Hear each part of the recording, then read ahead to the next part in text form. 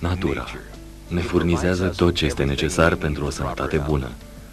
Hrană, apă, medicamente. Totuși, cu fiecare progres înregistrat în medicină, ne îndepărtăm parcă tot mai mult de natură. În timp ce presa ne informează că devenim din ce în ce mai sănătoși, oamenii devin din ce în ce mai dependenți de produsele farmaceutice sintetice pentru a-și îngriji sănătatea și pentru nevoile personale. Această dependență în creștere ne-a determinat pe mulți dintre noi să reconsiderăm modelele simple, naturale, care au rezistat timpului pentru a fi mai sănătoși și mai frumoși. La sfârșitul anilor 70, o companie a fost înființată în ideea că oamenii ar arăta și s-ar simți mai bine prin redescoperirea uneia dintre cele mai puternice surse de vindecare pe care ne oferă natura. Timp de mii de ani, civilizațiile s-au bazat pe incredibila putere vindecătoare a acestei remarcabile plante. Însă, lumea modernă se pare că a uitat multe dintre proprietățile dătătoare de sănătate ale acesteia. Planta este aloe vera, iar compania care a oferit-o lumii prin linia unică de produse naturale pentru sănătate și frumusețe este Forever Living Products International.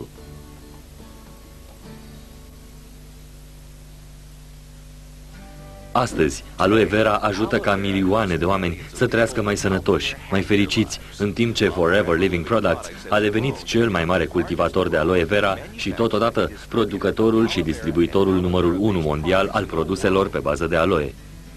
Cu o gamă întreagă de produse care include băuturi cu aloe vera, loțiuni demachiante și hidratante, creme pentru frumusețe, șampoane și o colecție completă de cosmetice, Forever Living Products aduce proprietățile revigorante ale aloei în întregul organism. Adăugați la aceasta o linie completă de suplimente nutritive și produse ale stupului și aveți un adevărat arsenal pentru a fi mai sănătoși și mai frumoși într-un mod cât mai natural. Pe când majoritatea companiilor dețin doar una sau două etape de producție, Forever Living Products s-a implicat în întregul proces de prelucrare al aloe vera pentru a garanta calitatea la fiecare nivel. Acest fapt include cultivarea propriilor plantații de aloe vera, deținerea propriilor amenajări de producție pentru procesare și stabilizare, deținerea unora dintre cele mai mari și mai moderne utilaje de producție, deținerea propriilor laboratoare pentru experimente, deținerea propriei linii de transport auto și distribuirea liniei de produse nutritive, cosmetice și pentru sănătate prin mai mult de 6 milioane de distribuitori în peste 80 de țări din lume. Să vedem cum o puternică plantă devine o întreagă familie de produse și cum devotamentul total al companiei față de calitatea și puritatea trece de la plantă la produs și apoi la dumneavoastră.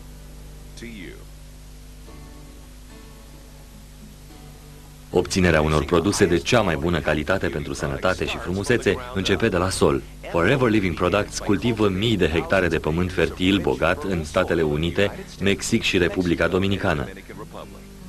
Plantația din Republica Dominicană conține mai mult de 12 milioane de plante cu aloe vera, fiecare dând naștere la noi vlăstare de aloe.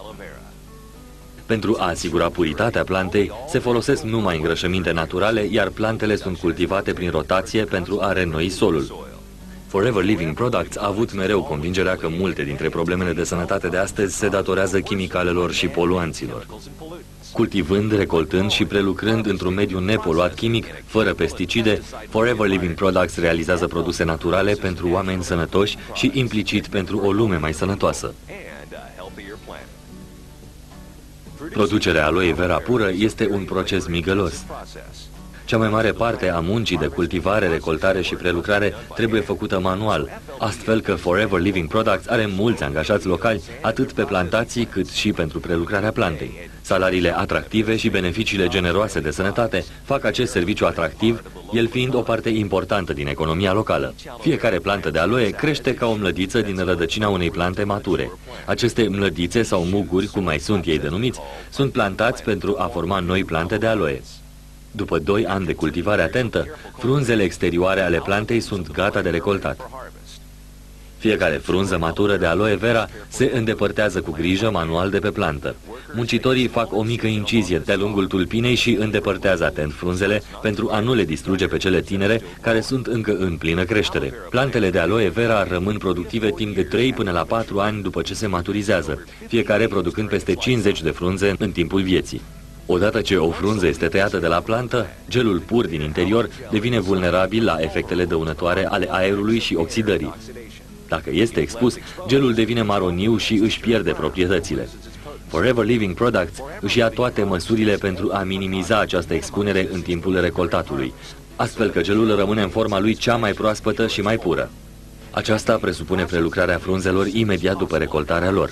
Din acest motiv, Forever Living Products are puncte de prelucrare a frunzelor chiar pe plantații.